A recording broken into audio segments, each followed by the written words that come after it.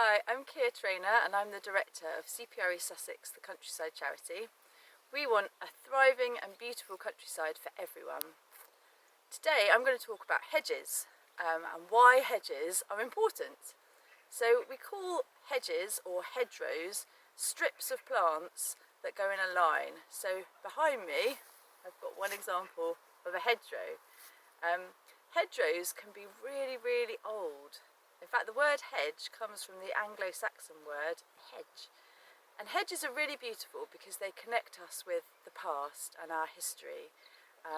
Hedges were created long ago by farmers who wanted to keep their livestock in a particular area, and the prickly thorns on a lot of hedges, like hawthorn, which I've got behind me, are really good for stopping animals moving in and out of fields. So some of our hedges are very old, and they show us patterns of farming from a long time ago. Hedges aren't just used in farming though, they're also used around the boundary of people's properties, and they also put along roads as well. Hedges are really good at trapping air pollution and particulates that come from road vehicles, so they're really good at keeping the air clean, and they also help us fight climate change. Every time the plant grows, it sucks in carbon dioxide from the atmosphere and stores the carbon and produces oxygen, which we need to breathe and survive. So hedges are really important for clean air and helping us fight climate change. The other great thing about hedges is that they support so much wildlife. Some of our most endangered species, like hazel dormice, great crested newts and types of bat, use hedges. They live in hedges and they get their food from hedges. So hedges are really important for wildlife, and they help wildlife to travel from one area to another, and that's called a wildlife corridor. So it's really important that we have lots of interconnected hedges and hedgerows so that they allow animals to move from one place to another place. Hedges also support lots of beautiful creatures like butterflies, and 80% of our farmland birds depend on hedges for their survival. So hedges are really important for wildlife. So hedges can be planted, but you can't just leave a hedge on its own. Otherwise, all the little plants in a hedge will get bigger and bigger, and this is called succession, and eventually you will end up with a row of trees. Trees are brilliant because they also help fight climate change and support lots of wildlife, but they don't have the same rich habitat that a hedgerow has. So if you want to keep a hedgerow, you have to maintain it, and there's two main things that you need to do. The first thing is to trim it so it doesn't get too big.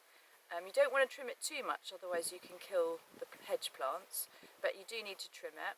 And the other thing is to lay a hedge, and that's a way of restoring it, and that involves bending down the lower branches and staking in the hedge plants so that it gets thicker.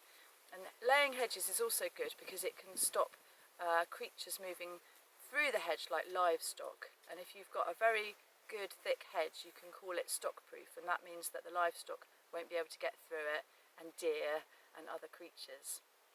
So when you maintain your hedge, it's really good to do it different bits at different times, so you've got lots of different habitats for wildlife. Well, this hedge behind us here is very tall and rank. About 10 years ago we actually laid it, which means crawling along underneath, cutting the branches half through just so they fold over and they stay alive. But you get a really thick hedge then, and it's really good for things like turtle doves and things like that to nest in, because they like nice thick low scrub, which are very rare nowadays, turtle doves.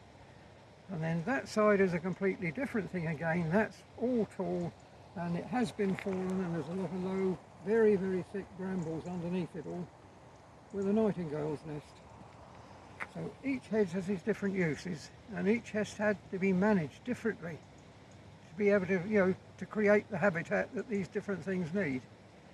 And then this hedge over this side is different again. This is a stock-proof hedge.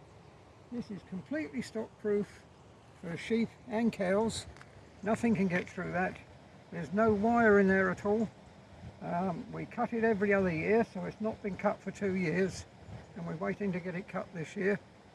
And then most of our big hedges that you see around the farm, we cut every 3 years, which allows all the fruit to come on them. So we've got a lot of, at the moment there's just hawthorn, sloes and rose hips. Everything else has died now, the blackberries and the like. So again, everything feeds on those. So we try and leave those up until about Christmas before we cut those, so the birds get the good fill on them before we cut them. This hedge along here has actually been laid twice now in the last 30 years, which means you cut through the branches halfway or so, then push them down and then stake them and tie them in with some bindings on the top, and so it really thickens the hedge up. But it needs doing every 15-20 years to keep it really thick so it's stock proof. And I say there's no wire in there at all, and it's completely stock proof. The animals can't get through it at all, and everything lives in there. We get water voles through here in the ditch the other side. We get nightingales, turtle doves, kingfishers. It's full of wildlife here. Well, this is a livestock farm. The people that take hedges out are normally arable farms, where nowadays the machines have got to a size where they don't need the hedges, and it restricts the use of the field. You get against the hedge, nothing grows the same right against the hedge, so there isn't the need for the hedge. But all these fields and these hedges are only here because they've been managed. They didn't appear overnight.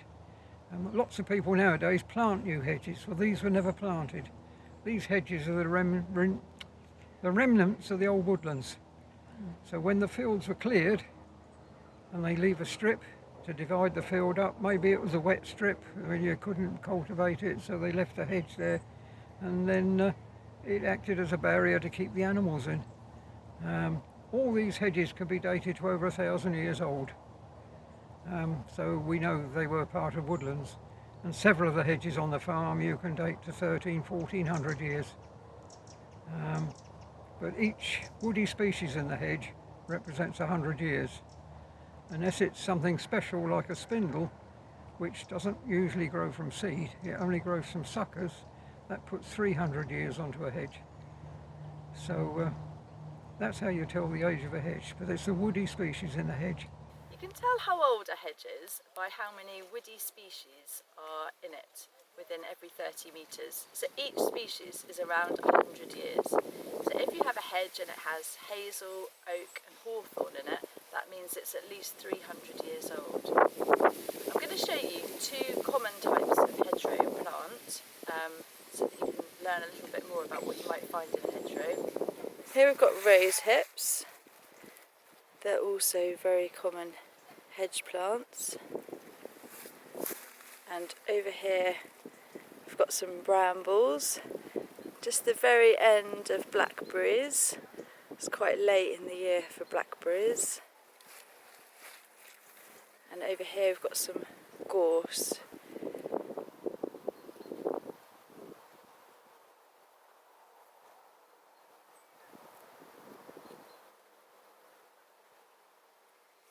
This plant is called blackthorn, and it has these berries which are called sloe berries, and they're black berries, and people use them for cooking or making sloe gin, and that's a really common hedgerow species.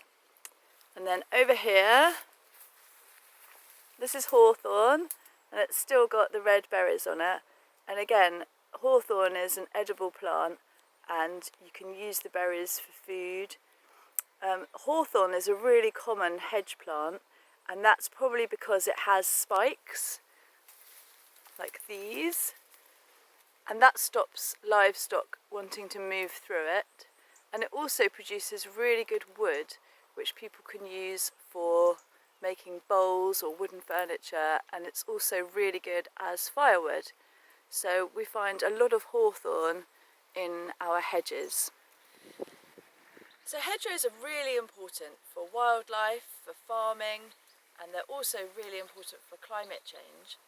But our hedges are under threat, and since the 1950s we've lost a huge number of hedges, and that's for several reasons. One reason is because farming has changed, and now farmers have quite big machines, particularly if they're farming crops, and hedges can get in the way, so they take them down. The other reason is that we are building more roads, housing and other things, and we take down hedges when we build things.